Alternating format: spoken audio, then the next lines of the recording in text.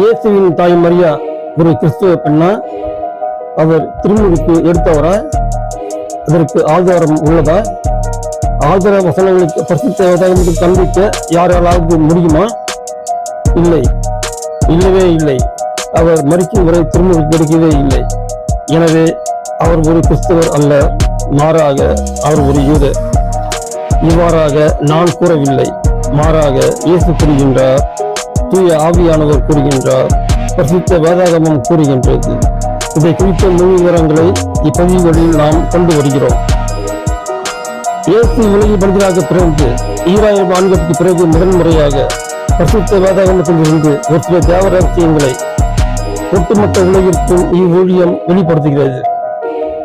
உலகின் அதிபிரமாண்ட இறுதியை புது நற்செய்தி. Vellore Dominic George presents the greatest final revival. Vellore Dominic George வழங்கும் மாபெரும் இறுதி எழுப்புதல் நற்செய்தி. ஆபிரகாமின் வம்சாவழி மார்க்கத்தினரான ஒட்டுமொத்த உலகில் உள்ள ஒட்டுமொத்த கிறிஸ்தவர்கள், ஒட்டுமொத்த இஸ்லாமியர்கள் மற்றும் ஒட்டுமொத்த யூதர்களுக்கான உலகின் முதலான ஒரே ஊழியம் மற்றும் நம்பர் 1 ஊழியம், த கிரேட்டஸ்ட் ஃபைனல் ரிவைவல். வேதங்களும் அதில் பூதங்களும். எரேமியா 6ஆம் அதிகாரம் வசனம் 20. சேபா நாட்டு தூபமும் தூரத்து நாட்டு நறுமண நாணலும் எனக்கு எதற்கு? உங்கள் எரிபலிகள் எனக்கு ஏற்புடையவை அல்ல, உங்களின் மற்றைய பலிகளும் எனக்கு உவகை தருவது இல்லை. எரேமியா 17ஆம் அதிகாரம் 5ஆம் வசனம். ஆண்டவர் கூறுவது இதுவே: மனிதரில் நம்பிக்கையை வைப்போரும் வலுவற்ற மனிதரில் நம்பி தம் வலிமையை காண்போரும் சபிக்கப்படுவர் என்று கூறுகின்றார் நம் ஆண்டவர்.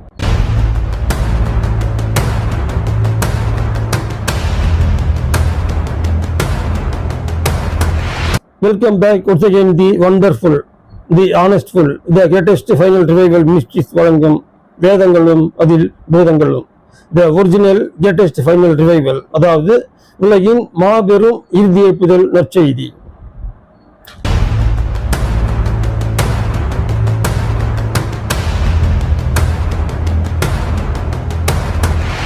இறைமகன் இயேசுவின் இனிய நாமத்தில் இந்த நிகழ்வை காண இருக்கும் உங்கள் அனைவருக்கும் ஸ்தோத்திரங்களை தெரியப்படுத்திக் கொள்கிறேன். இந்த ஊழியத்தின் சார்பாக உங்கள் அனைவரையும் வருக வருக என வரவேற்கின்றேன். நான் அளிக்கும் பதிவுகள் அனைத்தும் உடனுக்குடன் உங்களுக்கு வந்து சேர்வதற்கு என்னுடைய யூடியூப் சேனலை சப்ஸ்கிரைப் செய்யவும், தொடர்ந்து அருகிலிருக்கும் பெல் பட்டனை தவறாமல் அழுத்தவும். இந்த ஊழியத்தின் பெயர் கடைசி கால இறுதி எழுப்புதல் நற்செய்தி. இந்த யூடியூப் பதிவுகளின் பெயர் வேதங்களும் அதில் பூதங்களும். இப்பதிவின் தொடர் எண் 5. இப்பதிவின் தலைப்பு: இயேசுவின் தாய் மரியா ஒரு கிறிஸ்துவ பெண் அல்ல, மாறாக அவர் ஒரு யூத மார்க்கத்தை சேர்ந்த பெண் ஆவார். இது 6ஆம் அலகு. இப்பதிவின் தலைப்பு: இயேசுவின் தாய் மரியா கிறிஸ்துவ பெண் அல்ல, மாறாக யூத மார்க்கத்தை சேர்ந்த பெண் என்று பரிசுத்த வேதாகமம் கூறும் 3 திருவசனங்கள். இந்த அலகில் ஒட்டுமொத்த உலகில் இதுவரை யாராலும் எங்கும் எப்பொழுதும் கூறப்படாத 2 அதிபயங்கர உண்மைகள், அதாவது படுபயங்கர உண்மைகள் இயேசுவின் நாமத்தில் நான் இப்போது கூறப்போகின்றேன். இதனைத் தொடர்ந்து இதே பதிவில் மேலும் பற்பல அலகுகள் வரும். அவை அனைத்தையும் சபை மற்றும் மார்க்க வேறுபாடின்றி ஆபிரகாமின் வம்சாவளியினர் அனைவரும் தரம் காண வேண்டுமெனவும் மற்றும் தியானிக்க வேண்டுமெனவும் இறைமகன் இயேசுவின் இனிய நாமத்தில் உங்கள் அனைவரையும் நான் கேட்டுக்கொள்கிறேன். இவ்வூழியமானது ஒப்பற்ற ஈடு இணையற்ற சர்வ வல்லமையுள்ள ஆண்டவராகிய நம் இயேசு ஒரு கத்தோலிக்க கிறிஸ்தவன் ஆகிய என்னை வைத்து உருவாக்கி நடத்தும் ஊழியம் இது. இனி இந்த பதிவுக்குள் நாம் சொல்கின்றோம். பொதுவாக இந்த உலக காரியத்தில் மட்டும் இல்லை, ஆன்மீகத்திலும் பற்பல தப்பான போதனைகள் போதிக்கப்படுகின்றன. அந்த போதனைகளை ஏற்று தப்பான நம்பிக்கைகளில் நம் மக்கள் வீழ்ந்து விடுவதும், அதில் கண்மூடித்தனமாக வீழ்ந்து விடுவதும், தவிப்பதும், வெளியில் வர விருப்பம் இல்லாமல் இருப்பதும், வெளியில் வர முடியாமல் தவிப்பதும் இப்போது நடந்து கொண்டு உள்ளது. இப்படியாக வீழ்ந்துவிட்ட மக்கள் வெளியில் வருவது என்பது மிக மிக கடினமான காரியம்தான். இப்படிப்பட்ட தப்பான போதனைகள் எது கத்தோலிக்க திருச்சபையில் மட்டுமல்ல, கிறிஸ்தவத்திலே சீர்திருத்த சபைகளும் இருக்கிறது, பெந்தேகோஸ்து சபைகளும் நடக்கின்றது. இது மட்டுமல்ல, இஸ்லாத்திலும் நடக்கின்றது, யூத மார்க்கத்திலும் நடக்கின்றது. இந்த தவறுகள் இந்த ஊழியம் சுட்டிக்காட்ட உள்ளது. தற்போது கத்தோலிக்க திருச்சபையில் போதிக்கப்படும் ஒரு சில தவறான போதனைகள் குறித்து இங்கே நாம் காண்போம்.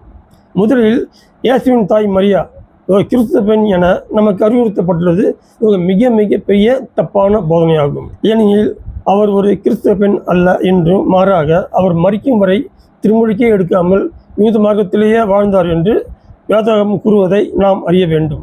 குறிப்பாக போப் அவர்களும் மற்றும் அவரது தலைமையின் கீழ் அகில உலகம் முழுவதும் பணிபுரியும் கத்தோலிக்க திருச்சபை சார்ந்த அனைத்து மேய்ப்பர்களும் அறிய வேண்டும். ஏனெனில் தம் தாய் மரியா ஒரு கிறிஸ்துவ பெண் அல்ல என்றும், மாறாக அவர் மரிக்கும் வரை அவர் திருமுழுக்கே எழாமல் யூத மார்க்கத்தை சேர்ந்த பெண்ணாகவே அவர் இருந்தார் என்றும் 3 வசனங்களில் இயேசு கூறுகின்றார். ஆனால் இதை நேரடியாக கூறாமல் மறைமுகமாகவே கூறியுள்ளார். முதல் பேப்பான பேதுரு தவிர தற்போது ஒரு எவ்வொரு போப்பிற்கும் இவ்வுண்மை தெரியவில்லை. எனவே அவர்கள் தவறாக புதித்துக் கொண்டுள்ளார்கள். அவசரங்களை குறித்து முழு விவரங்களையும் மற்றும் முழு விளக்கங்களையும் இப்பொழுது நாம் காண்போம். முதலாவது வசனம் மத்தேயு 12ஆம் அதிகாரம் வசனங்கள் 46 முதல் 50 வரை. இந்த வசனங்களை பார்ப்போம். இப்போ இயேசு மக்கள் கூட்டத்தோடு பேசிக் கொண்டிருந்த போது அவருடைய தாயும் சகோதரர்களும் வந்து அவருடன் பேச வேண்டும் என்று வெளியே நின்று கொண்டிருந்தார்கள். ஒருவர் இயேசுவை நோக்கி, அதோ உன் தாயும் சகோதரர்களும் உம்மோடு பேச வேண்டும் என்று வெளியில் நின்று கொண்டிருக்கிறார்கள் என்றார். அவர் இதை தம்மிடம் கூறியவரை பார்த்து, என் தாய் யார், என் சகோதரர்கள் யார் என்று கேட்டார். பின் தம் சீடர் பக்கம் கையை நீட்டி, என் தாயும் சகோதரர்களும் இவர்களே, விண்ணகத்தில் உள்ள என் தந்தையின் திருவுள்ளத்தை நிறைவேற்றுபவரே என் சகோதரரும் சகோதரியும் தாயும் ஆவார் என்றார். இவ்வாறு வசனம் சொல்லுது இல்லையா? அதாவது தம் தாய் யாருன்னு சொன்னாக்கா விண்ணகத்தில் உள்ள தம் தந்தையின் திருவுள்ளத்தை நிறைவேற்றுவர் மட்டுமே தம் தாயும் சகோதரரும் சகோதரியும் ஆவார்னு சொல்கிறார். ஓகேவா? இங்கே வசனங்களை நல்லா தியானிங்க. அதாவது உண்மை காண வேண்டும் என உங்கள் தாய் வெளியில் வந்து நிற்கிறாருன்னு ஒருத்தர் சொல்கிறாரு இல்லையா? அப்போ ஏசுனா கேட்குறாரு, என் தாய் யாருன்னு கேட்குறாரு. அப்படி கேட்குறது சரியா, முறையா? அதாவது இந்த பற்றி பார்த்து நீங்களே சொல்லுங்கள். நம்ம யாரும் நம்ம அம்மா அப்படி கேட்போம்மா? கேட்க மாட்டோம். அதாவது நம்ம அம்மாக்கள்லாம் யார்? உலக இன்பத்தை அனுபவித்து தான் நம்மளை பெற்றாங்க இல்லையா? அப்படி இருந்தும் நம்ம அவளை அப்படி கேட்க மாட்டோம். ஆனால் இங்கே இயேசு கேட்குறாரு, அதாவது கன்னிப்பெண்ணாகவே இருந்து தம்மை பெற்றெடுத்த ஒரு தாயை பார்த்து அப்படி கேட்குறாரு. அது முறையாது? முறையே இல்லை. அதாவது எளிய மனிதர்களாகிய தம் சீடர்களின் பாதங்களை கழுவிய இயேசு கன்னிப்பெண்ணாக இருந்து தம்மை பெற்ற தாயை பார்த்து அப்படி கேள்வி கேட்குறது சரியான நம்ம யோசனை பண்ணி பார்க்கணும். அது மட்டும் இல்லை, எல்லா இடத்துலையும் எப்போவுமே தம்மை தாழ்த்திய இயேசு தம் தாயை பார்த்து அப்படியே கேள்வி கேட்குறாருன்னு சொல்லி சிந்திக்கணும். அப்படி கேட்டார் சொன்னாக்கா அதுக்கு ஒரு நியாயமான காரணம் இருக்குது. அதுக்கான காரணத்தை அடுத்த வசனத்தில் அவரே சொல்கிறாரு. அதாவது சொல்கிறாரு, கடைசியாக தம் சீடர் பக்கம் கையை நீட்டி என்ன சொல்கிறார் பாருங்க. அவர் விண்ணகத்தில் உள்ள தம் தந்தையின் திருவுள்ளத்தை நிறைவேற்றுபவரே தம் சகோதரரும் சகோதரியும் மற்றும் தாயும் ஆவார்னு சொல்கிறார். அப்போது விண்ணகத்தில் உள்ள தம் தந்தையின் திருவுள்ளத்தை யாரெல்லாம் நிறைவேற்றாங்களோ அவங்கள எல்லாரையும் தன் அப்பா அம்மாவா சகோதரியை ஏற்றுக்கிறாரு. ஆனால் திருவுள்ளத்தை யார் நிறைவேற்றவில்லையோ அவங்கள தம் தாயை ஏற்றுக்க இயேசு மறுக்கிறார். ஓகேவா? அப்படிப்பட்டவங்க யாருன்னு சொன்னாங்க அந்த இடத்துல தம் சீடர்கள் தான் சொல்கிறாரு, வேறு யாரும் இல்லை. அதாவது உள்ள தம்மோடு இருக்க பக்கத்தில் இருக்கிற தம் சீடர்கள் இறை வார்த்தையை கேட்டு அதை கடைபிடித்து இறைவன் திருவுள்ளத்தை நிறைவேற்றினார்கள் என்றும், அதனால் அவர்கள் தான் தன் தாயும் சகோதரரும் சொல்கிறாங்க. தவிர வெளியில் நிற்கின்ற தம் தாய் கன்னிமரியா இறை வார்த்தையை கேட்கவில்லை என்று சொல்லிட்டு, அது கடைபிடிக்கவில்லை, நிறைவேற்றவில்லைன்னு சொல்லிட்டு தம் தாய் இல்லைன்னு சொல்கிறாரு. அதாவது இறை திருவுள்ளம்னா என்னது, விண்ணக தந்தையின் திருவுள்ளம்னா என்னது, அதை இயேசு சொல்கிறாரு. யோவான் 3ஆம் அதிகாரம் 5ஆம் வசனத்தினா என்ன சொல்லுது பாருங்க. ஒருவன் நீரினாலும் ஆவியினாலும் பிறந்தாலன்றி அவன் விண்ணரசு செல்ல முடியாதுன்னு சொல்கிறாரு இல்லையா? அதாவது இந்த உலகில் மனிதனாக வாழும் யாரும் மரணத்துக்கு பிறகு, உலக அழிவிற்கு பிறகு பரலோகம் போகணும்னு சொன்னாக்கா, அவர் இவ்வுலகில் மனிதனாக வாழ்ந்தபோது இயேசுவை ஏற்றுக்கொண்டு திருமுழுக்கு எடுத்திருக்க வேண்டும் மற்றும் தூய ஆவியின் அபிஷேகம் பெற்றிருக்க வேண்டும். அப்படி இருந்தால் மட்டும்தான் உலக அழிவிற்கு பிறகு அவர் பரலோகம் போக முடியும் என்றும், அப்படி அவர் திருமுழுக்கு எடுக்கவில்லை என்றால் அவர் பரலோகம் செல்ல முடியாது என்றும் இயேசு திட்டவடம்பு சொல்கிறார் இல்லையா? அப்படிங்கிறப்போ இந்த திருமணத்துக்கு கட்டுப்பட்டு, இந்த தந்தையின் திருமணத்துக்கு கட்டுப்பட்டு இயேசுவின் சிலர்கள் திருமுழுக்கு எடுத்து விட்டார்கள் என்றும், அதனால் அவர்களை தம் சகோதரராக சகோதரியாக தாயாக ஏற்றுக்கிறாரு. ஆனால் இந்த விண்ணக தந்தையின் திருவுள்ளத்தை மரியா கடைபிடிக்கவில்லை, நிறைவேற்றவில்லை என்பதனாலேயே அவர் தம் தாய் அல்ல என்று இயேசு சொல்கிறாருங்க. இதனால் இந்த வசனம் பைபிளில் இந்த வசனத்தை இயேசு சொல்கிற வரைக்கும் இயேசுவின் தாய் மரியா திருமுழுக்கு எடுக்கவில்லை என்ற உண்மையை நாம் அறிய வேண்டும். ஓகேவா? ரைட்டு. ரெண்டாவதாக லூக்கா 11ஆம் அதிகாரம் வசனம் 27, 28 இந்த வசனத்தை பார்ப்போம். ஒரு பெண் இயேசு சொல்கிறாங்க, உம்மை கருத்தாங்கி பால் ஊட்டி வளர்த்த உம் தாய் பேறு பெற்றவர் என இயேசுவை நோக்கி ஒரு பெண் கூறுகின்றார். அப்பொழுது இயேசு என்ன கூறுகின்றார் என பாருங்கள். இறை வார்த்தையை கேட்டு அதை கடைப்பிடிப்போர் இன்னும் அதிகம் பேறு பெற்றோர் என்று சொல்கிறார் இயேசு. ஓகேவா? இறை வார்த்தையை கேட்டு அதை கடைபிடிப்போர் இன்னும் அதிகம் பெரு பெற்றோர்னு சொல்றாரு. இதே தான் அங்கே சொன்னார், அதையே தான் இங்கே சொல்கிறார் மறுபடியும். அப்படின்னா ஏன் சின்ன இங்கே என்ன சொல்கிறது தெரியுதா உங்களுக்கு?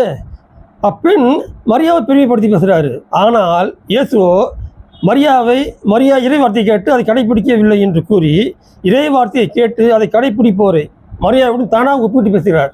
அதில் இறை வார்த்தையை கேட்டு அதை கடைபிடிப்போர் தம் தாயை விட இன்னும் அதிகம் பெரு பெற்றோர் என்றும், ஏனெனில் தம் தாய் மரியா இறை வார்த்தையை கேட்கவில்லை என்றும், அப்படியே கேட்டாலும் அதை தியானிக்கவில்லை என்றும், அப்படியே தியானித்தாலும் அதை ஏற்றுக்கொள்ளவில்லை என்றும், ஏற்றுக்கொண்டாலும் அது கடைபிடிக்கவில்லை என்று இயேசு கூறுகின்றார். புரியுதா? கத்தோலிக்க கிறிஸ்தவர்கள் அனைவருக்கும் நன்றாக புரிகிறதா? குறிப்பாக போப் ஆண்டவருக்கு இது புரிகிறதா? புரியவில்லை என்றால் புரிந்து கொள்ள நீங்கள் முயல வேண்டும். லூக்கா 1ஆம் அதிகாரம் 48ஆம் வசனத்தை பாருங்க. மரியா கடவுளை வாழ்த்தி பாட்டு பாடுறாங்க இல்லையா? அந்த பாடலில் 48ஆம் வசனத்தில் அந்தம்மா தன்னைத்தானே பெருமைப்படுத்தி ஒரு வசனம் சொல்கிறாங்க. அதாவது, இது முதல் எல்லா தலைமுறையினரும் என்னை பேறு பெற்றவர் என்பவர் மரியா பாடுகிறார் இல்லையா? அதாவது தன்னைத்தானே பெருமைப்படுத்தி பேசுகிறாரு. ஆனால் மேற்கண்ட வசனத்தில் அம்மரியாவை விட திருமுழுக்கு எடுத்த கிறிஸ்தவர்கள் ஆகிவிட்ட நாமே இன்னும் அதிகம் பேறு பெற்றோர் சொல்லி இயேசு சொல்கிறார். அதாவது மரியா தான் பேறு பெற்றவர் மரியா சொல்கிறாரு. ஆனால் மரியாவை விட திருமுழுக்கு எடுத்து கிறிஸ்தவர்கள் ஆகிய நாம் பேறு பெற்றோர்னு இயேசுக்கு சொல்கிறாரு. இதன் மூலமாக தம்மை தாமே உயர்த்திற எவரும் தாழ்த்தப்படுவார், தம்மை தாமே தாழ்த்திற எவரும் உயர்த்தப்படுவார்னு சொல்லி நம்ம இயேசு மத்தேயு 23ஆம் அதிகாரம் 12ஆம் வசனம் சொல்லியிருக்காரு இல்லையா? அதை அவரே நடத்தி காட்டியுள்ளார். அதாவது மேற்கொண்ட வசனத்தில் மரியா தன்னைத்தானே உயர்த்தினார், ஆனால் மற்றொரு வசனத்தில் இயேசு நம்மை உயர்த்தி விட்டார். அதாவது மேற்கண்ட யோவான் 3ஆம் அதிகாரம் 5ஆம் வசனத்தை மரியா தியானிக்கவில்லை என்றும், தியானித்தாலும் அதை எடுத்துக்கொள்ளவில்லை என்றும், அவர் அதை எடுத்துக்கொண்டாலும் அவர் அதற்கு கட்டுப்பட்டு திருமுழுக்கு எடுக்கவில்லை என்று இயேசு கூறுகின்றார். எனவே அவர் ஒரு கிறிஸ்துவ பெண் அல்ல என்றும், மாறாக யூத மார்க்கத்தை சேர்ந்த பெண் என்று இயேசு கூறுகின்றார். எனவே திருமுழுக்கு எடுக்காத மரியாவை விட திருமுழுக்கு எடுத்த மற்றோரே, அதாவது கிறிஸ்துவர்களாகிய நாமே மரியாவை விட இன்னும் அதிகம் பெரு பெற்றோர் என்று மேற்கண்ட வசனத்தில் இயேசு கூறியுள்ளதை நாம் அறிய வேண்டும். ஆனால் தற்போது போப் என்ன சொல்கிறார் தெரியுமா? மரியாவை விட இன்னும் அதிகம் பேறு பெற்ற நாமே நம்மை விட பேறு குறிந்த மரியாவை வணங்க வேண்டும் என்றும், வாழ்த்த வேண்டும் என்றும், ஆராதிக்க வேண்டும் என்றும், நன்றி சொல்ல வேண்டும் என்று சொல்கின்றார். அவருக்கு சிறுமம் செய்து வைத்துவிட்டு அந்த சிறுமத்துக்கு முன்னாடி மண்டியிட்டு முழங்கால் படியிட்டு நாம் ஜெபிக்க வேண்டும் என்று சொல்கின்றார். இதே நேரத்தில் வேதாகமத்தை வாசிக்காத மற்றும் தியானிக்காத ஒட்டுமொத்த உலகில் 140 கோடி கத்தோலிக்க கிறிஸ்தவ கூட்டம் போப்பு நீ கூற்றை ஏற்று அப்படியே செயல்படுத்தி கொண்டுள்ளது. இவ்வாறு இவர்கள் செய்வது நரக நெருப்பிற்கே வழிநடத்தும் என்ற உண்மையை இவர்கள் அறிய வேண்டும். மாறாக பரலோகத்துக்கு இவர்களை வழிநடத்தவே நடத்தாது. அதாவது மரியாவை வணங்கும் போது உலக ஆசையானது கொட்டு என்று நம்ம கொட்டும், அது சந்தேகமே இல்லை. ஆனால் உலக அழிவிற்கு பிறகு பரலோக ராஜ்யமானது நம்மால் கனவில் கூட காண முடியாது. சரியா? அடுத்து கடைசியாக 3வது வரோம். இப்போ இதை குறித்து, அதாவது இயேசுவின் தாய் மரியா கிறிஸ்துவ பெண் அல்ல என்றும், மாறாக யூத மார்க்கத்தை சேர்ந்த பெண் என்றும் மிக மிக முக்கியமான 2 வசனங்களை நாம் தியானிப்போம். அதாவது அப்போஸ்தலர் 10ஆம் அதிகாரம் வசனம் 40-41, அதாவது திருத்தூதர் பணி 10ஆம் அதிகாரம் வசனம் 40-41 வசனங்களை தியானிப்போம். கடவுள் அவரை 3ஆம் நாள் உயிரோடு எழுப்பி காட்சியளிக்க செய்தார். ஆயினும் அனைத்து மக்களுக்கும் அல்ல, சாட்சிகளாக கடவுள் முன் தேர்ந்து கொண்டவர்களுக்கு மட்டும் அவர் காட்சியளித்தார். புரியுதா? சாட்சிகளாக தெரிந்து கொண்டவர்களுக்கு மட்டும்தான் காட்சி கொடுத்தார்.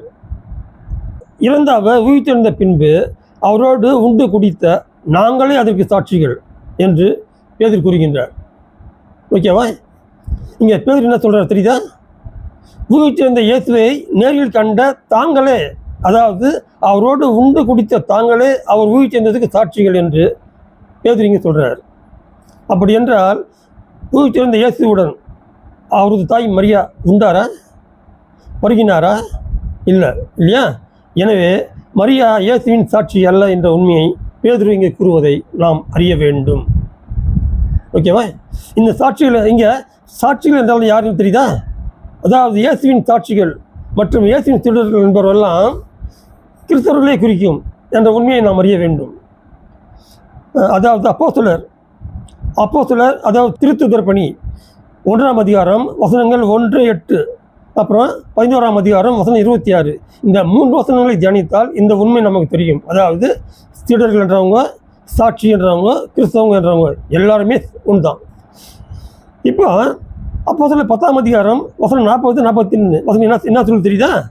அதாவது இயேசுவின் சாட்சியராக தேர்ந்து கொண்டவர்களுக்கு மட்டுமே, அதாவது இயேசுவின் சீடர்களுக்கு மட்டுமே, அதாவது கிறிஸ்தவர்களுக்கு மட்டுமே இயேசு காட்சி அளித்தார் என்று வசனம் சொல்லுது இல்லையா? இதன் மூலம் கிறிஸ்தவரல்ல பிற இனத்தார் யாருக்கும் உயிர்த்தெழுந்த இயேசு காட்சி கொடுக்கவில்லை என்று வசனம் இங்கு மறைமுகமாக சொல்லுது. ஓகேவா? அப்படின்னா உயிர்த்தெழுந்த இயேசு யாருக்கெல்லாம் காட்சி கொடுத்தாங்கன்னு பார்க்கலாமா? முதலாக மகதலேனா மரியா, அடுத்து அந்த மரியா கூட இருந்த மற்றொரு மரியா, அடுத்து இயேசுவின் சீடர்கள், கடைசியாக 1 கொரிந்தியர் 15ஆம் அதிகாரம் 6ஆம் வசனத்தின்படி 5 பேருக்கும் மேற்பட்டோருக்கு ஒரே இடத்துல காட்சி கொடுத்துருக்கார். 4 விதமான ஆண்கள், அதாவது மகதலேனா மரியா, மற்றொரு மரியா, இயேசுவின் சீடர்கள், அடுத்து 5 பேருக்கு மேற்பட்ட மக்கள் காட்சி கொடுத்துருக்காரு. அதாவது உயிர்த்தெழுந்த இயேசு தாம் சாட்சிகளுக்கு மட்டுமே, அதாவது கிறிஸ்தவர்களுக்கு மட்டுமே காட்சியளித்தார் என்று வசனம் கூறுகின்றது. அந்த கிறிஸ்தவர்களில் முக்கியமானோர் மேற்கொண்டவர் என நாம் அறிய வேண்டும். இதே போன்று உயிர்த்தெழுந்த இயேசு யாருக்கெல்லாம் காட்சி கொடுக்கவில்லை தெரியுதா? கிறிஸ்தவர்களால் மற்ற யாருக்குமே உயிர்த்தெழுந்த இயேசு காட்சி கொடுக்கவே இல்லை. குறிப்பாக அப்போதைய ஏரோது அரசர், ஆளுநர் பிலாத்து, மறைநூல் அறிஞர்கள், தலைமை குருக்கள், பரிசேயர்கள், சதுசேயர்கள், தம்மை கைது செய்து பிடித்து சென்றவர்கள், தம்மை கசையால் அடித்தவர்கள், தம் முகத்தில் உமிழ்ந்தவர்கள், கன்னத்தில் அறைந்தவர்கள், முள்முடி சூடியவர்கள், அப்புறம் சிலுவையை சுமக்க வைத்தவர்கள், சிலுவையில் அடித்தவர்கள், நக்கல் செய்தவர்கள், ஈட்டியால் குத்தியவர்கள், இவங்களுக்கெல்லாம் இயேசு என்ன செய்கிற உயிர்த்தெழுந்த இயேசு காட்சி கொடுக்கல இல்லையா? காரணம் என்ன? இவங்க யாரும் இயேசுவை கடவுளாக ஏற்றுக்கொண்ட கிறிஸ்தவர்கள் அல்ல, மாறாக இவர்கள் அத்தனை பேருமே யூதர்கள் ஆவார். எனவே உயிர்த்தெழுந்த இயேசு இவர்கள் யாருக்கும் காட்சி கொடுக்கவில்லை.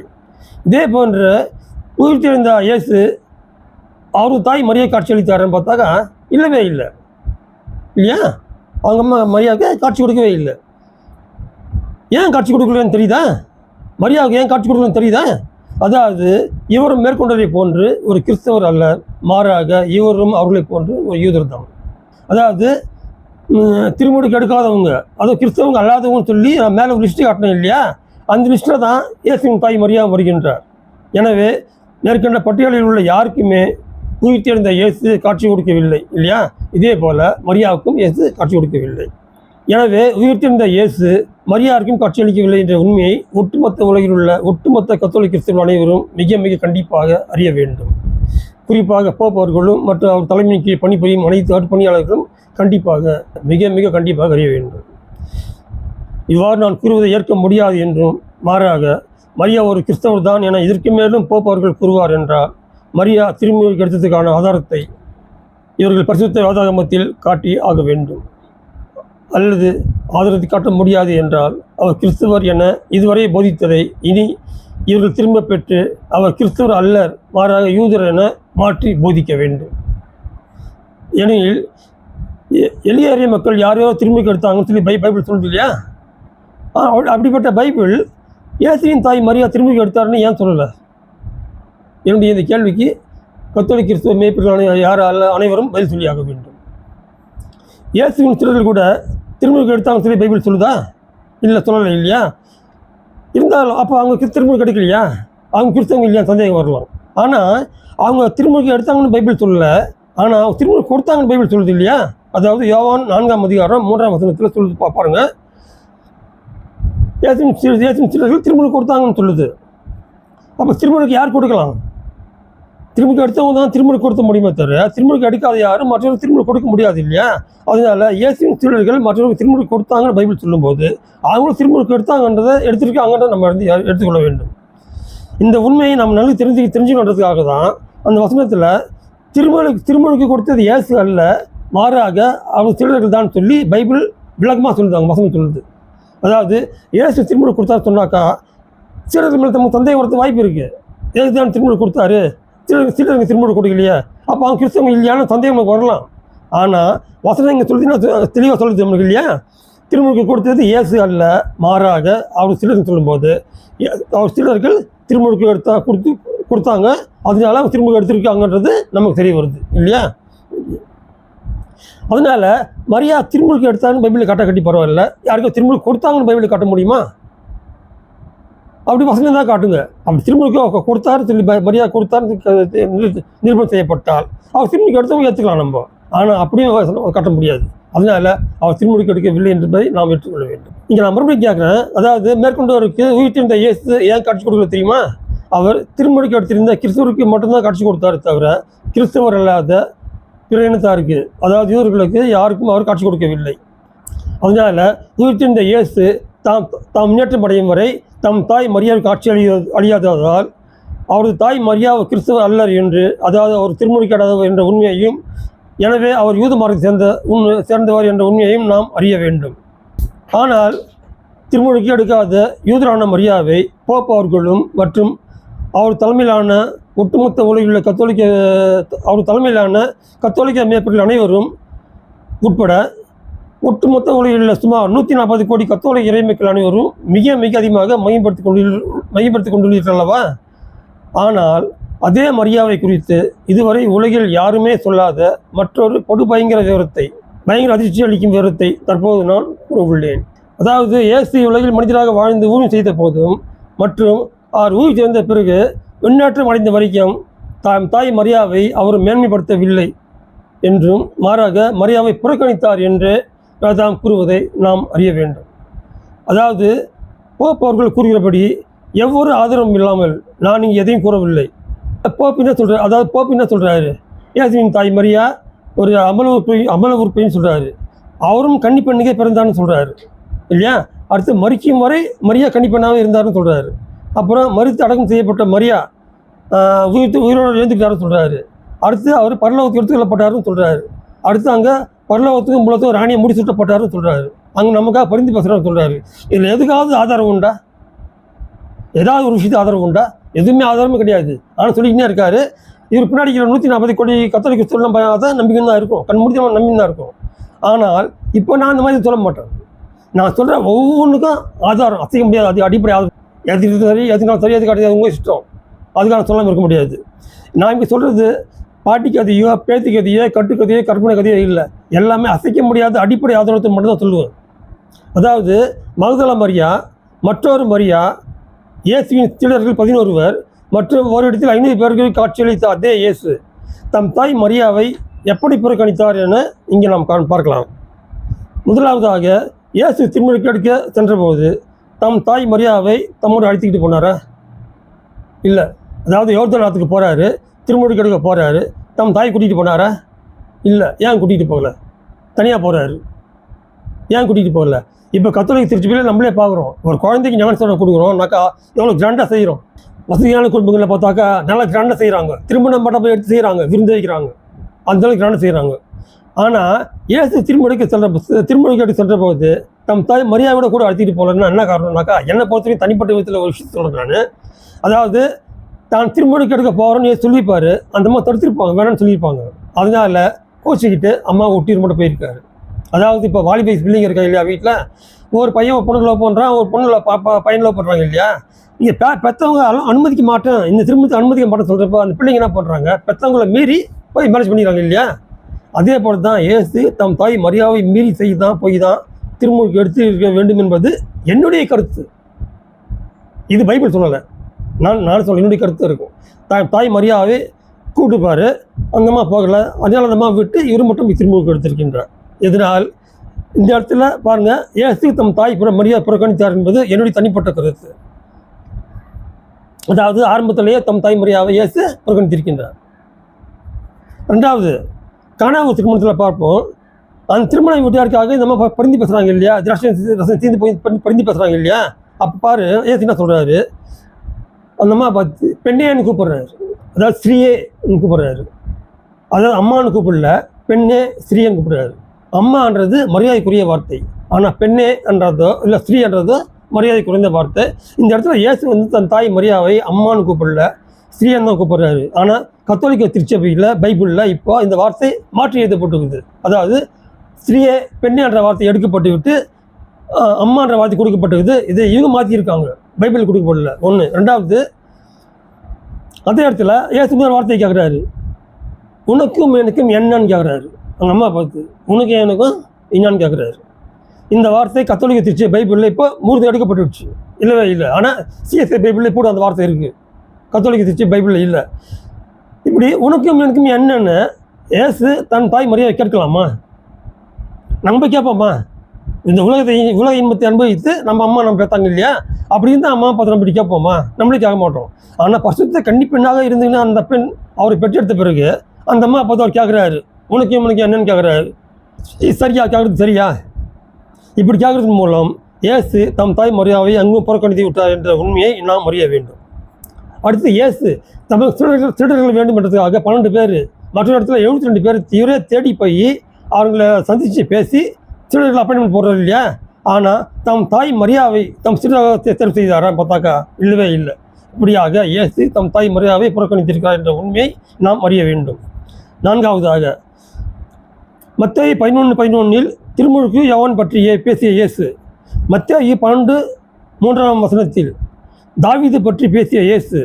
மத்தேயு 12:40 யோனாவை பற்றி பேசிய இயேசு. மத்தேயு 12:41 நினிவே மக்கள் பற்றி பேசிய இயேசு. மத்தேயு 12:42 சாலமோனை பற்றி மற்றும் தென்னாட்டு இளவரசியை பற்றி தாமாக பேசிய அதே இயேசு தம் தாய் மரியாதை பற்றி தாமாக எதையாவது பேசினாரா? பேசியிருக்கிறாரா? இல்லவே இல்லை இல்லையா? அதாவது இயேசுவின் தாய் மரியாதை பற்றி எதுவுமே பேசலை. பைபிள் கட்சியும் எதுவுமே பேசலை. அதனால் இயேசு தம் தாய் மரியாதை புறக்கணித்து விட்டார் என்ற உண்மையை நாம் அறிய வேண்டும். அடுத்து மத்தேயு 8:14 பேதுருவின் மாமியாரை சந்திக்க சென்ற இயேசு தம் தாய் மரியாதை சந்திக்க சென்றாரா? இல்லை இல்லையா? இதன் மூலமாக இயேசு தம் தாய் மரியாதை புறக்கணித்து விட்டார் என்ற உண்மையை நாம் அறிய வேண்டும். 6வதாக கன்னிப்பெண்ணாக இருந்து தம் பெற்றெடுத்த தம் தாயை நோக்கி என் தாய் யார் என்று கேட்கின்றார். மேலும் தம் சீடர்களை காண்பித்து அவர்களே தம் தாய் என்று சொல்கிறார்கள் இல்லையா? அதாவது வசனங்கள் மத்தேயு 12 வசனங்கள் 46 வரைக்கும். இப்படியாக இயேசு கேட்பதை கேட்டு தம் தாய் மரியாதை அவர் புறக்கணித்து விட்டார் என்ற உண்மையை நாம் அறிய வேண்டும். அடுத்து லூக்கா 11 வசனங்கள் 27, 28 இறை வார்த்தையை கேட்டு அதை கடைப்பிடிப்போர் தம் தாய் மரியாதை விட இன்னும் அதிகம் பெரு பெற்றோர் நீ சொல்கிறார் இல்லையா? இதன் மூலம் தம் தாய் மரியாதை அவர் புறக்கணித்து விட்டார் என்ற உண்மையை நாம் அறிய வேண்டும். மத்தேயு 20 வசனங்கள் 20-23 வரைக்கும் செபதேயு என்ற ஒரு மனைவி இயேசு சந்திக்க வராங்க இல்லையா? சந்திச்சு வந்த அம்மா இயேசுக்கிட்ட ஒரு டிமாண்ட் வைக்கிறாங்க. அதாவது இயேசு ஆட்சி உரிமை பெற்று வரும்போது அவரது வலது பக்கத்தில் தம்முடைய மகன் ஒருவனும் இடது பக்கத்தில் இன்னொரு மகனும் அமர செய்யணும்னு சொல்லி நம்ம டிமாண்ட் வைக்கிறாங்க. அது இயேசு நான் சொல்கிறாரு, வைக்க சொல்கிறாரா? இல்லை, ஒரே வார்த்தை சொல்கிறாரு, அந்த இடங்கள் யாருக்குன்னு சொல்லிட்டு தம் விண்ணக தந்தை முடிவு செய்வார்னு சொல்கிறார். ஒரே வார்த்தை. அது யாருக்கும் நாம் சொல்ல முடியாது, விண்ணக தந்தை தான் முடிவு எடுக்கணுன்றாரு. அதாவது தம் தாய் மரியாதைக்கு கூட அந்த இடம் கொடுக்க முடியும்னு அவர் சொல்லலை. புரியுதா? அந்த இடத்த கூட நம்ம ஆளுக்கு யார் இடத்த கூட மரியாதை கொடுக்க முடியும்னு இயேசு சொல்லலை. இதுபடியாக இயேசு மரியாதை புறக்கணித்து விட்டார் என்ற உண்மையை நாம் அறிய வேண்டும். அதாவது இயேசு எந்த விதத்திலும் மரியாதை முன்வைக்கவே இல்லை என்ற உண்மையை நாம் அறிய வேண்டும். அடுத்த 9வது பாயிண்ட்டு லூக்கா 22:30 உலக அழிவிற்கு பிறகு நமக்கு நீதி தீர்ப்பளிக்க தம் சீடர்களுக்கு அரியணை போடப்பட்டிருக்கும் என்று இயேசு சொல்கிறாரு இல்லையா? அப்படிப்பட்ட ஒரு பாக்கியமாவது மரியாவுக்கு அவர் அளித்திருக்கிறாரா பார்த்தா இல்லவே இல்லை. அதாவது உலக ஜட்ஜ்மெண்ட் கொடுக்கறதுக்காக இயேசுவின் சீடர்கள் 12 பேர் வருவாங்க. அவங்க ஒவ்வொருத்தருக்கும் அரியணை போடப்படும் சொல்லப்படுது. இப்படியாக இயேசுவின் தாய் மரியாவுக்கு ஒரு அரியணை போடப்படுமானாக்கா, அதாவது நம்ம ஜட்ஜ்மெண்ட் கொடுக்குறதுக்கு இல்லை, நமக்கு பரிந்து பேசுவதற்கும் அதுக்கு அரியணை போடப்பட்டு பரிந்து பேசுவதற்காக வருவாருன்னோ இல்லை அதுக்காக அமர்வதை ஜட்ஜி ஒரு அரியணை போடப்பட்டிருக்குமோ இயேசு சொல்லவே இல்லை. இப்படியாக இயேசு மரியாதை புறக்கணித்து விட்டார் என்ற உண்மையை நாம் அறிய வேண்டும். அடுத்து 10வது பாயிண்ட்டு மத்தேயு 10 வசனங்கள் 5-10 வரைக்கும் இயேசு தம் சீடர் ஊழியத்துக்கு அனுப்புகிறாரு. அதே போல் லூக்கா 10 வசனங்கள் 1-3 வரைக்கும் தம் சீடர்கள் 72 பேரை ஊழியத்துக்கு அனுப்புகிறாரு. இப்படியாக தமக்கு ஊழியம் செய்ய வேண்டும் என்று இவர்களை அனுப்பிய இயேசு தம் தாய் மரியாதை ஊழியம் செய்ய அனுப்பினார். எங்கேயா ஊழியத்தை செய்யுமா போமா அனுப்பினார் அவரை? இல்லவே இல்லை. இப்படியாக இயேசு தம் தாய் மரியாதை புறக்கணித்து விட்டார் என்ற உண்மையை நாம் அறிய வேண்டும். அடுத்து 11வது பாயிண்ட்டு மார்க் 16 வசனங்கள் 15-18 வரை உலகமெல்லாம் சென்று நற்செய்தி பறைசாற்றுங்கள் என்று தம் சீடர்களை நோக்கி கூறிய அதே இயேசு தம் தாய் மரியாதை நோக்கி வெளிநாட்டுலாம் இல்லை, உள்நாட்டிலேயாவது இல்லை உள்ளூரிலாவது நற்செய்தி பறைசாற்று சொல்லாரா? போயிட்டு இல்லவே இல்லை. நற்செய்தி பறைசாற்று பண்ணி மரியாதை கொடுக்கப்படவே இல்லை. இதன் மூலமாக இயேசு மரியாவை புறக்கணித்து விட்டார் என்ற உண்மையை நாம் அறிய வேண்டும். 12 மற்ற சீடர்களுக்கு அளித்தது போன்று அற்புதங்கள் செய்யும் வல்லமை, அதிசயங்கள் செய்யும் வல்லமை, நோய் நொடிகளை குணமாக்கும் வல்லமை, பேய் பிசாசுகளை விரட்டும் வல்லமை ஏதாவது இயேசு மரியாதை கொடுத்தாரா? இல்லவே இல்லை. எந்த வல்லமை இயேசு மரியாதை தம் தாய் மரியாதை கொடுத்தாரு? சீடர்களுக்கு வாரி வாரி கொடுத்தாரு. ஆனால் தம் தாய் மரியாதைக்கு எதுவுமே கொடுக்கல. இதன் மூலமாக இயேசு தம் தாய் மரியாதை புறக்கணித்து விட்டார் என்ற உண்மையை நாம் அறிய வேண்டும். அடுத்து 13வது பாயிண்ட்டு, அப்போஸ்தலர் அதாவது திருத்தூதர் பணி 1ஆம் அதிகாரம் 8ஆம் வசனம்.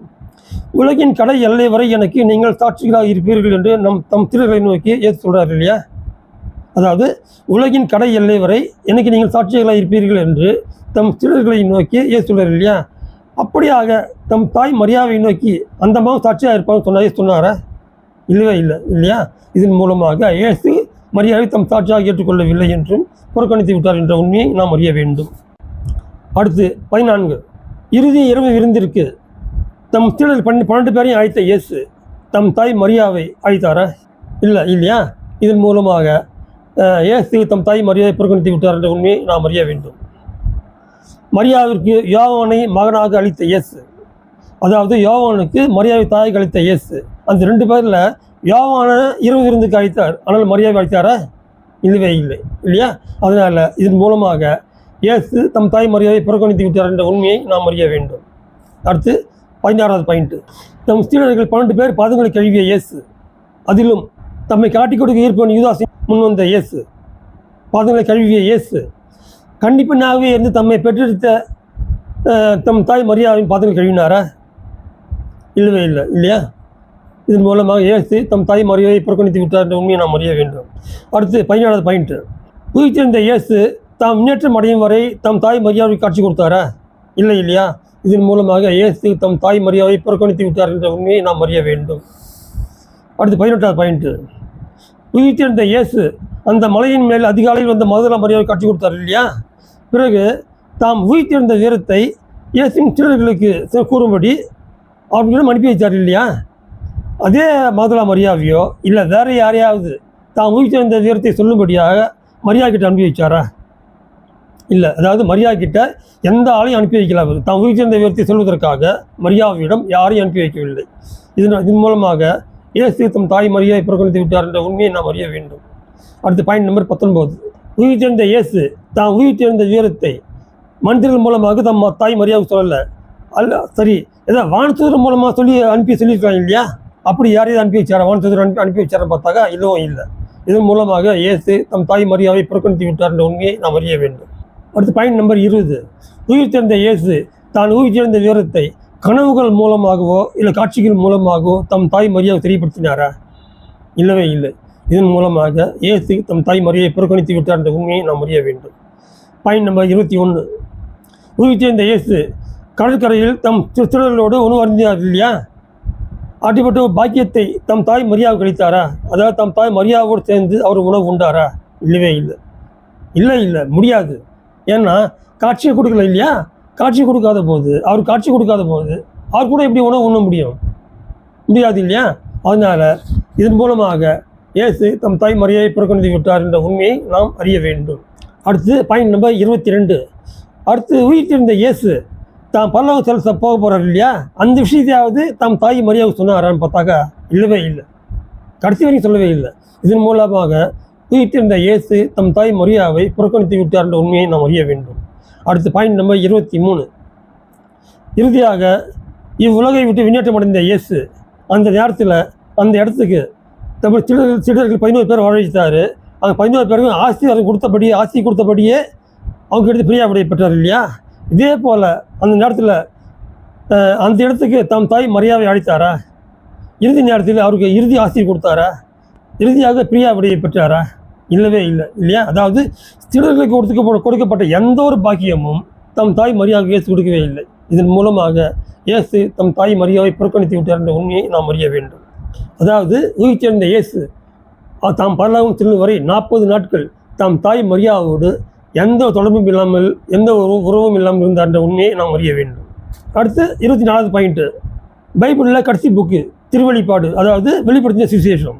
இதில் 21ஆம் அதிகாரம் 14ஆம் வசனத்தை பாருங்கள். புதிய எருசலேமின் மதில் 12 அடிக்கற்களை கொண்டிருந்ததாகவும் அவற்றில் 12 தூதர்கள் பெயர்கள் எழுதப்பட்டிருந்ததாக வசனம் புரிகிறது. ஆனால் அதில் மரியாவின் பெயர் எழுதப்பட்டிருக்குமான்னு கேட்டாக்க வாய்ப்பே இல்லை. இதா 12 அடிக்கற்கள் 12 கற்கள் இருக்குது. அந்த 12 கற்கள்லையும் 12 சிறுவர்கள் பேருக்கு மட்டும் தான் எழுதப்பட்டிருக்கும், மரியாவின் பெயர் எழுதப்பட்டிருக்காது. இப்படியாக பார்க்கும் பொறுப்பா இயேசு தம் தாய் மரியாவை புறக்கணித்து விட்டார்ன்ற உண்மையை நாம் அறிய வேண்டும். ஆனால் மரியா வாழ்த்தப்பட்டாங்க, உயர்த்தப்பட்டாங்கன்றது பைபிளில் உண்மைதான், இல்லைன்னு சொல்லலை. அதாவது அருள்மிக பெற்ற பெண்ணே என்றும் பெண்களுக்குள் ஆசீர்வதிக்கப்பட்டவர் என்றும் கபிரியேல் தூதர் மரியாவை வாழ்த்தியது உண்மைதான். என்றாலும் அது எப்போன்னு சொன்னாக்கா அந்தம்மா இயேசுவை பெற்றெடுப்பதற்கு முன்பாகத்தான். இயேசுவை பெற்றெடுத்த பிறகு அந்தம்மா யார் வார்த்தையாக பைபிளில் சொல்லப்படவே இல்லை. இதே நேரத்தில் பைபிளில் கடைசி புக்குன்னு சொன்னோம் இல்லையா, திருவெளிப்பாடு, அதாவது வெளிப்படுத்திய சுவிசேஷம், இதில் கூட அந்த அம்மா மரியா கைவிடப்பட்டதாக தான் அந்த புக்கு சொல்லுது, அந்த ஆகமும் சொல்லுது. அதாவது அந்த ஆகமத்தில் 12ஆம் அதிகாரத்தில் பாருங்கள், முதல் 2 வசனங்களில் மட்டும் மரியா பெருமைப்படுத்தப்பட்டிருக்கிறார். 12ஆம் அதிகாரத்தில் முதல் 2 வசனத்தில் மட்டும் மரியா பெருமைப்படுத்தியிருக்கிறார். அதாவது அவர் கதிரவனை ஆடையாக அணிந்திருந்தார் என்றும், நிலா அவரது காலடியில் இருந்தது என்றும், 12 விண்மீன்களை அவர் தலை சூடியிருந்தார் என்றும் அவர் பெருமைப்படுத்தப்பட்டிருக்கிறார், மையப்படுத்தப்பட்டிருக்கிறார். இல்லைன்னு சொல்ல. அது எப்போன்னு சொன்னாக்கா அவர் கருவுற்றிருந்த போது, அதாவது இயேசு பிறப்பதற்கு முன்பாக. ஆனால் இயேசு பிறந்த பிறகு அதே மாதிரியா எப்படி காட்டப்பட்டிருக்காங்க பாருங்கள். சாத்தான் என்று தொடக்கத்தில் அழைக்கப்பட்டு அதுவே தொடக்கத்தில் தோன்றிய அந்த பாம்பே அப்பெண்ணை துரத்தி சென்றதாகவும், அப்பாம்பிடமிருந்து தப்பி அவருக்கு என்ன குறிக்கப்பட்ட பாலை நிலத்திற்கு பறந்து செல்ல அவருக்கு பெரும் கழுகின் சிறகுகள் 2 சிறகுகள் அவருக்கு அழியப்பட்டன என்றும், அப்பெண்ணை வெள்ளம் அடித்து செல்லும் பொருட்டு அவரது பின்னால் அப்பாம்பு தன் வாயிலிருந்து வெள்ளம் போல தண்ணீர் பாய்ந்தோட செய்ததாகவும், ஆனால் நிலம் தன் வாயை திறந்து அவ்வெள்ளத்தை குடித்துவிட்டு அந்த பெண்ணை காப்பாற்றி விட்டதாகவும் வசனங்கள் சொல்லுது. அதாவது சாத்தானுக்கு பாம்புக்கு பயந்து அந்த மாதிரி செய்கிறவங்க பயந்து ஓடுறாங்க. எங்கே ஓடுறாங்க சொன்னால் பாலை நிலத்தில் குறிப்பிட்ட இடம் அந்த மாதிரி சொல்லப்பட்டிருக்குது, அந்த இடத்துக்கு போகிறாங்க. அப்படி போகிறதுக்காக அந்த அம்மாவுக்கு பெரும் கழுகின்னு பெரிய சிறகுகள் 2 கொடுக்கப்படுது. அந்த சிறகுகள் வச்சு இன்னும் சும்மா ரக்க கட்டி பறக்கிறாங்க. அந்த அம்மா போயிட்டு எங்கே போய் லேண்டிங் ஆகுறாங்க, பாலைவனத்தில் லேண்டிங் ஆகுறாங்க, சோலைவனத்தில் இல்லை, பாலைவனத்தில் போய் லேண்டிங் ஆகுறாங்க. அப்படி லேண்டிங் ஆகிறப்ப கூட சாத்தான் பாம்பு அது விடலை, துரத்தினே வருது. அடுத்து வாயிலேருந்து தண்ணி வெள்ளம் போல் கக்குது. அந்த வெள்ளம் போய் இந்த அம்மா அடிச்சுட்டு போய் அந்த அம்மா அடிச்சு கக்குது. ஆனால் நிலம் தன் வாயை திறந்து அந்த தண்ணி ஃபுல்லாக குடிச்சிடுது. அதனால் வெள்ளம் அந்த லிமிட் தாண்டி போகலை. அதனால் அந்த அம்மா தப்பிச்சிட்டாங்க. அப்படி இல்லைன்னு சொன்னாக்கா அந்த அம்மா கதை காட்டிதான். ஆக என்ன சொல்லுன்னு சொன்னாக்கா அந்த அம்மா கடைசி காலத்தில் பாலை நிலத்துக்கு ஓடணும்னு சொல்லுது. அதான் பாம்பிடமிருந்து தப்பி பாலை நிலத்துக்கு போனான்னு சொல்லுது. ஆனால் போப்பு என்ன சொல்கிறேன் சொன்னாக்கா அதே மாதிரியா, அதாவது பாம்புக்கு பயந்து பாலை நிலத்துக்கு ஓடுற அதே மாதிரியா இப்போ அதே பாம்புக்கிட்ட இருந்து நம்ம காப்பாற்றி நம்ம பாலைவனத்துக்கு இல்லை சோலைவனத்துக்கு கொண்டு போகணும்னு சொல்கிறாரு போப்பு. இதை ஏற்றுக்கிறதும் ஏற்றுக்காமல் போகிறதும் நம்முடைய ஞானத்தை பொறுத்தது. அதாவது பாம்பிடம் தண்ணி காப்பாற்றி கொள்ள முடியவில்லை அந்த அம்மாவால். ஆனால் அந்த பாம்பு அதே பாம்புக்கிட்ட இருந்து அந்த அம்மா நம்மளை காப்பாற்றுவாங்களாம். இது எப்படி சாத்தியம்? கொஞ்சம் சின்ன பண்ணி பாருங்கள். நம்ம எப்படிப்பட்ட ஆபத்தான போதனைகள் நம்மளுக்கு போதிக்கப்பட்டிருக்கிறது என்றதுக்கு இது ஒரு சின்ன எக்ஸாம்பிள். ஓகேவா? 2வது கடைசியாக அந்த அம்மா எங்கே போனாங்க, பாலை நிலத்துக்கு ஓடினாங்கன்னு சொல்கிறாங்க. இதன் மூலமாக அவர் பரலோகம் போகலை சொல்லி எனக்கு திட்டவட்டமாக தெரியுது. பாலை நிலம், அதாவது அவர் சோலைவனத்துக்கு போனார் சொன்னாக்கா பரலோகம் போனான்னு சொல்லலாம். ஆனால் அவர் பாலை நிலத்துக்கு சென்றாருன்னு பைபிள் சொல்லுது. ஆனால் போப்புன்னு சொல்கிறாரு அவர் பரலோகத்துக்கு போயிட்டாருன்னு போப் சொல்கிறாரு. இதில் எது சரி? இறை வார்த்தைகள் பைபிள் சொல்கிறது சரியா இல்லை போப் சொல்கிறது சரியா? நம்ம எதை எடுத்துக்கணும்? எடுத்துக்கிட்டோம். போதனைகள்ன்றது சரியான போதனை போதிக்கப்பட்டால் அது ஏற்றுக்கிறது தப்பே கிடையாது. ஆனால் பைபிள் சொல்லுது என்ன சொல்லுது? பாலை நிலத்துக்கு சென்றார். பாலை நிலம்னா என்னது? சரியான வெயில் காயும், குடிக்க தண்ணி இருக்காது, ஒதுங்க மர நேரில் இருக்காது. 11 மணிக்கு 12 மணிக்கு பகலில் பாய்ச்சினாக்கா கீழே நிற்க முடியாது. தலை மேலே வெயில் கொளுத்தும், கீழே மணல் கொளுத்தும், நீங்கள் நிற்கவே முடியாது. நெருப்புன்னு நம்ம பைபிள் என்ன சொல்கிறோம்? நான் சொல்ல மாட்டேன். இப்போ நான் அப்படிப்பட்ட இடத்துக்கு மடியாக போனதாக தான் பைபிள் சொல்லுது. ஆனால் போப்பி இது அப்படியே ஒரு ஸ்பூன் 3 பூசணிக்காயை ஒரு ஸ்பூன் சோத்தில் மறைக்கிற மாதிரி மறைச்சிட்டு அந்த அம்மா பரலோகம் போயிட்டாங்கன்னு சொல்லிட்டு அந்த மாதிரி விண்ணுக்கும் மண்ணுக்கும் ராடியாக முடிய தொடப்பட்டாங்க பசங்க சொல்லிட்டு இருக்காரு.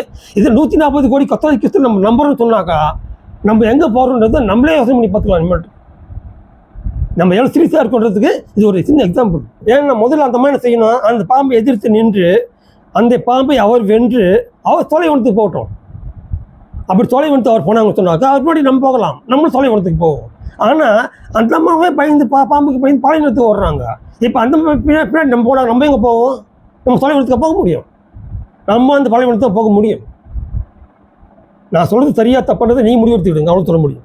ஒரு சோலைவனத்துக்கு போகிறவங்க நம்ம ஃபாலோ பண்ணாக்கா நம்ம சோலைவனத்துக்கு போவோம். ஆனால் பாலைவனத்துக்கு போகிறவங்க நம்ம ஃபாலோ பண்ணால் பாலைவனத்துக்கு நம்ம போக முடியும், நம்ம சோலைவனத்துக்கு போகவே முடியாது.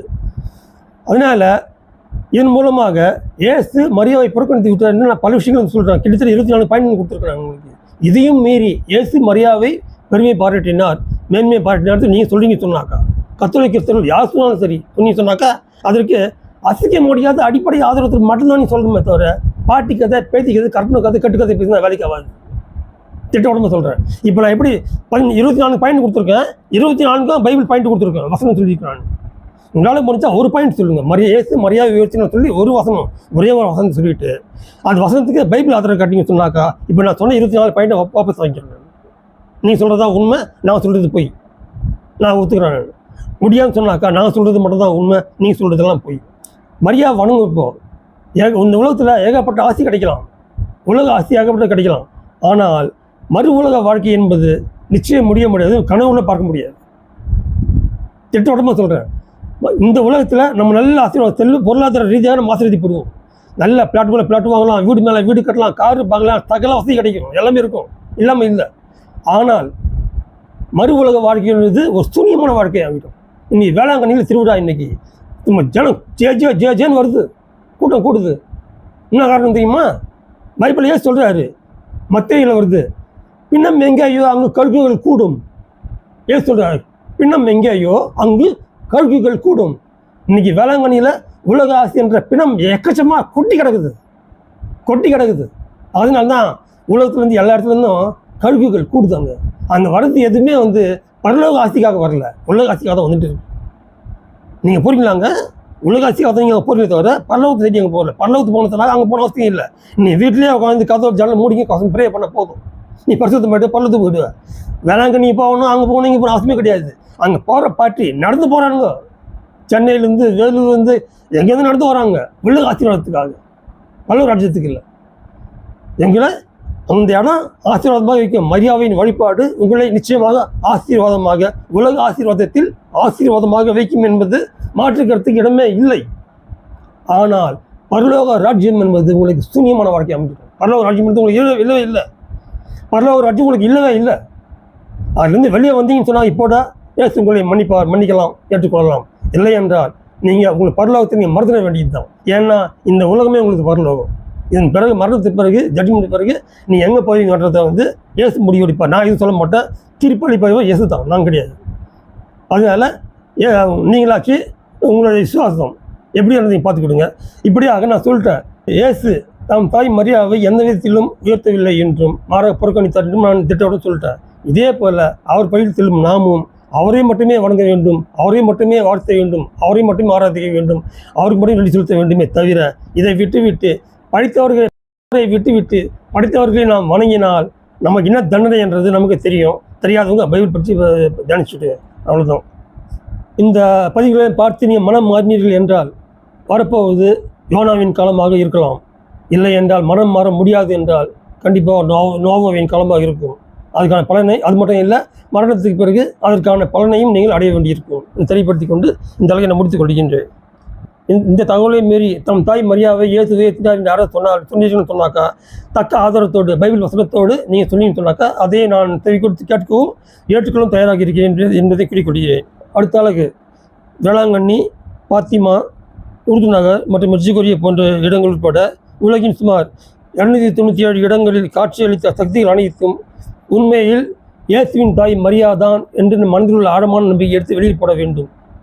அந்த நம்பிக்கையிலிருந்து நாம் வெளியில் வர வேண்டும் என்று அடுத்த பதிவு வருகிறது. அந்த பதிவை கண்டு தியானிக்க வேண்டும் என்று உங்களை அன்புடன் கேட்டுக்கொள்கிறேன். எல்லா புகழும் இறைவனுக்கே. இயேசுவே இறைமகன். ஆமென். அல்லேலூயா. நன்றி. வணக்கம்.